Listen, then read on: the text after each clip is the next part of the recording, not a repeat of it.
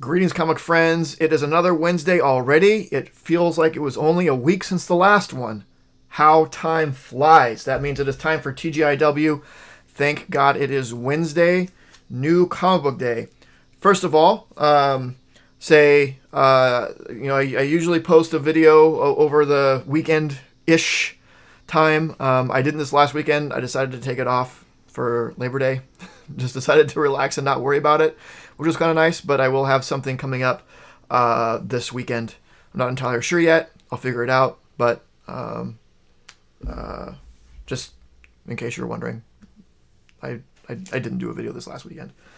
Now this week for New Comic Book Day, the last couple weeks were a little bit rough, but this one fell in the exact spot where I want to be. I have exactly 10 new books this week. That is including one that I actually picked up off the shelf because I meant to add it, but forgot. Oops. So it's a legitimate 10, a nice slim 10. So let's see what we got. And I think it looks fairly strong. It looks fairly strong. All right, so The Me You Love in the Dark. This is the one that I think I had intended to add to my list, but didn't. I like the first issue. Y'all know how much I love horror stories. The fact that Scotty Young was writing it intrigued me. The first issue, it didn't totally blow me away, but it was interesting enough for me to see kind of where it goes. So I picked up issue number 2. And I guess I still officially haven't added it to the poll, so I guess if I don't like issue 2 enough, I just won't add it, but if I do, I will go ahead and officially add it, since we're kind of talking about that. Now this book, this is what I'm reading first, 100%, for sure.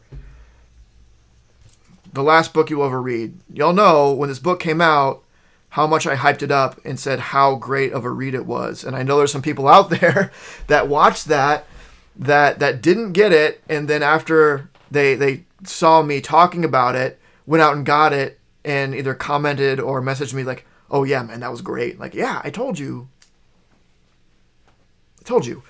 So issue 2 came out, super excited for it. Again, this is probably what I'm going to read first.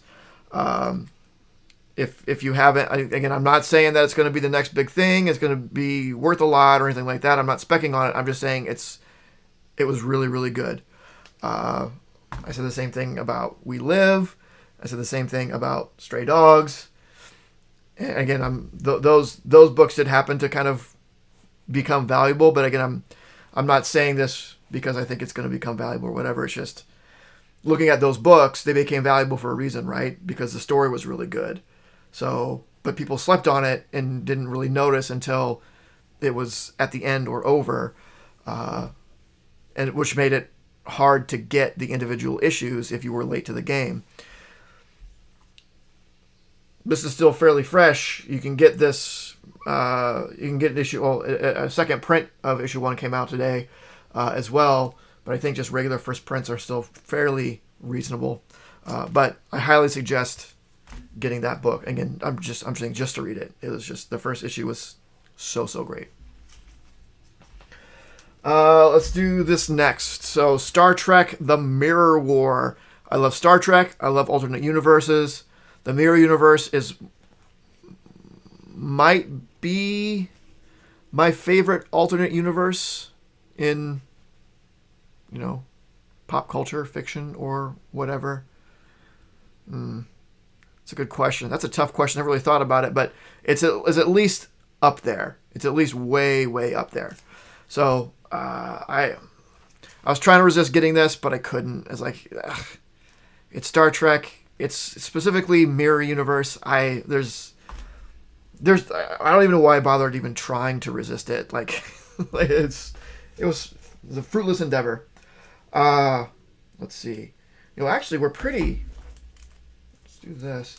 We're actually pretty DC heavy. More DC than Marvel, which is kind of surprising. That never happens. So we have Swamp Thing, continues to be good. I think we're on issue 7. I think 10 issues is probably going to be about right. I'm curious to see what they do with the Swamp Thing going forward. I guess we don't even know if he sort of makes it through this, if he ends up being the Swamp Thing. But I'm okay with him as the Swamp Thing. I like the character. I mean, Alec Holland will always be my Swamp Thing, but things got to change. Things got to move forward. We have to have developments. And this character is a Swamp Thing. And one of my favorite parts about Swamp Thing is like going back and reading old Swamp Thing was his just like figuring out what the heck is going on. Like, what is he? What is this entity? And we kind of get that again with this because it's a new Swamp Thing, kind of asking those same questions and figuring out those same things. So it's been enjoyable. Batman 112. So with Ghostmaker and Miracle Molly. Miracle Molly's kind of grown on me a little bit. I don't like her look. Like, her look is very, like, you're trying too hard to do something. Like, it's just, I don't like it. But the character itself, she's fine. I think I didn't like her from the beginning because of the look. Like, what kind of weird Harley Quinn, what's her name, punchline sort of over-the-top weird attitude, weird dressing sort of thing that they're trying to shove down our throats. And I just immediately had like the knee-jerk reaction or the gag reflex of like, whoa, no, get it away. The character's not bad. I do really hate her look. It is a very try-hard look. Like, no one's going to dress like that ever. Or like what's going on with like her hair and her weird mechanical stuff. I don't know.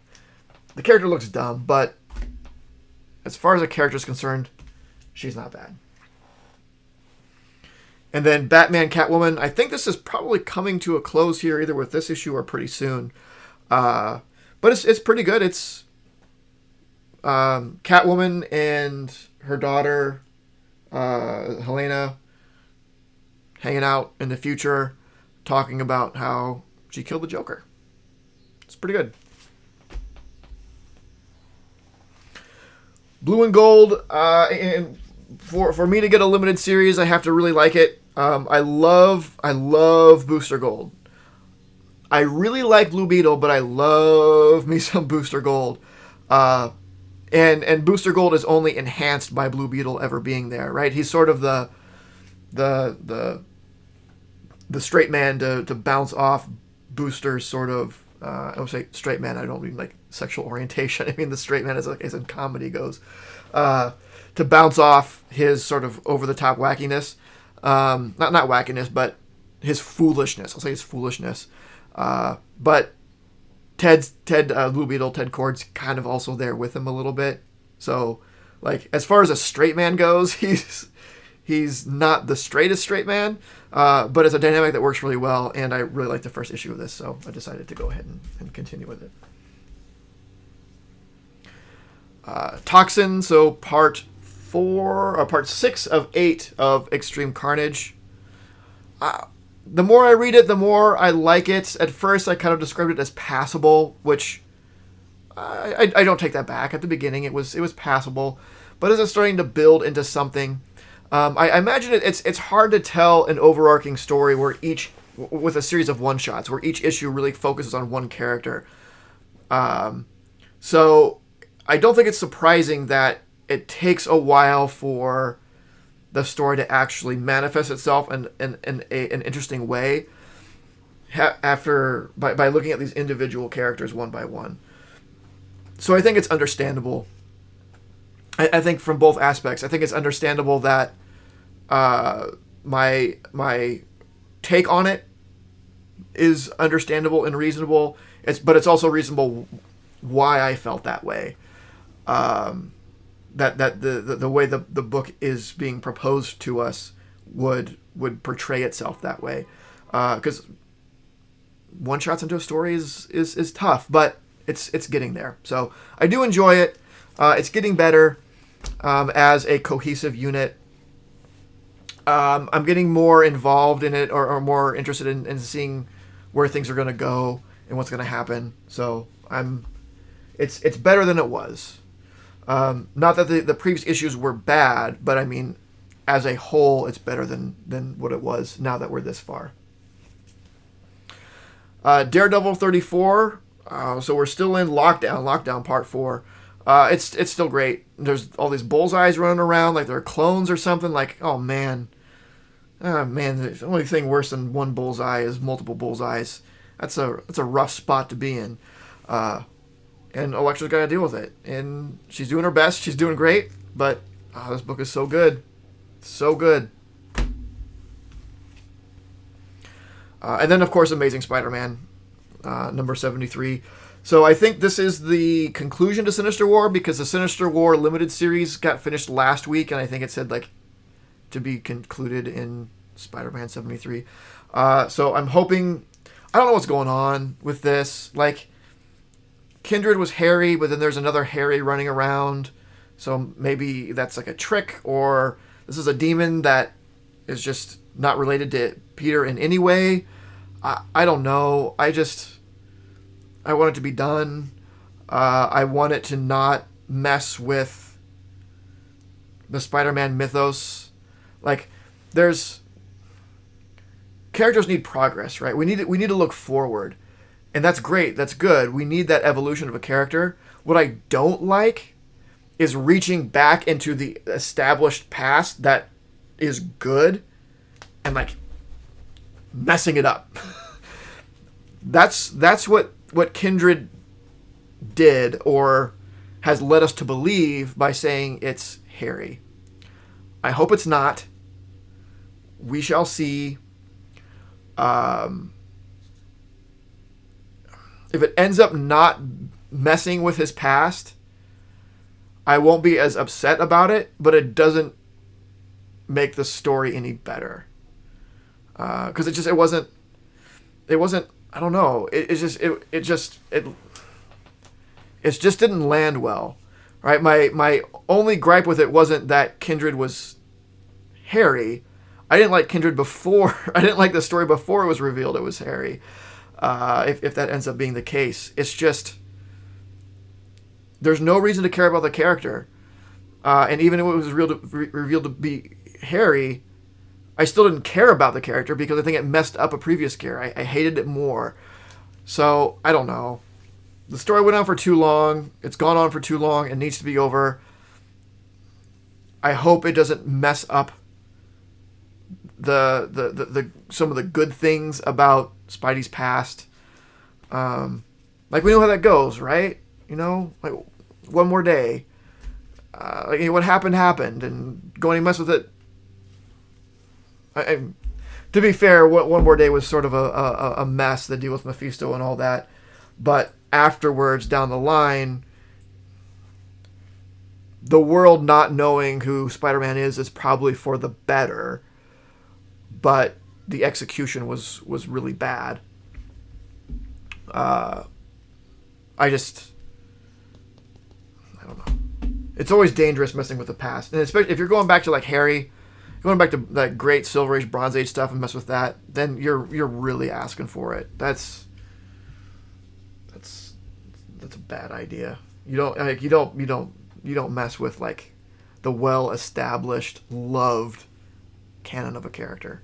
So hopefully we'll get out of it unscathed, and we can just chuck it up to that was a crappy story and be able to move on. That's my hope. But anyway, enough of that. I talk about Spider-Man and I bash on it every week it comes out, so this is more than usual. But yeah, that's it for this week. No other things. There was, what is something that I looked at? I looked at a couple things, but decided not to get them. What was it? One of them was an Amazing Adventures 1, which was, it's the first Inhumans solo story. And then it introduced Black Widow's sort of iconic costume. It was a 2-story book, and it was I was close to it. It was advertised and priced as if it were high grade, but taking a closer look at it, it wasn't really high grade, so I decided against it. And then there was something else that I looked at. I almost looked at. Oh, it was. I barely looked at it because I asked to see it. He brought it out, and as soon as I saw it closer, like, no, I can see right now it's not in the shape that I'd want it in. It doesn't matter. It doesn't matter. It was some Silver Age book that I was like, yeah, I want that, but it wasn't in a good enough shape. Anyway, that's it. Like, comment, subscribe. Let me know your thoughts on everything as usual. And of course, don't forget to make yours Titan. This video was brought to you by Titan Comic Pressing. Follow us on Facebook and Instagram at Titan Comic Pressing LLC.